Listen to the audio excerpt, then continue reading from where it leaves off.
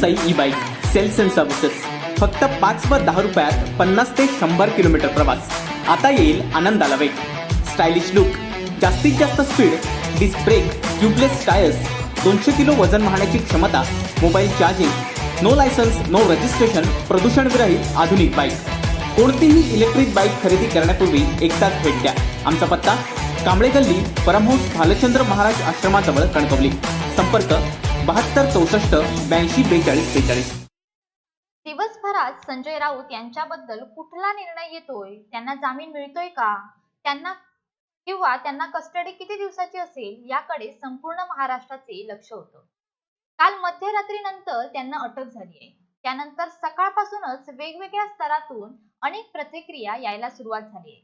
यामध्ये मुख्यमंत्री म्हणाले की सकाळचा भोंगा बंद झालाय, तर काँग्रेसचं असं म्हणणं आलं की दबाव तंत्र वापरलं जातंय.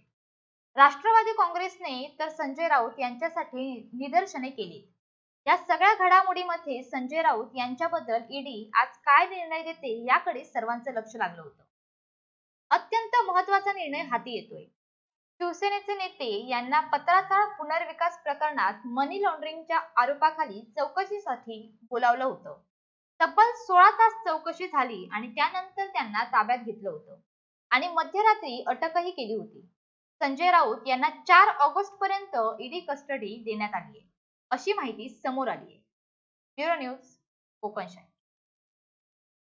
असे नवनवीन व्हिडिओ पाहण्यासाठी कोकणशाहीचं यूट्यूब चॅनल सबस्क्राईब करा व बेल बटन प्रेस करा. तसेच फेसबुक पेज लाईक करा आणि इंस्टाग्राम पेज व ट्विटर पेजला फॉलो करायला विसरू नका.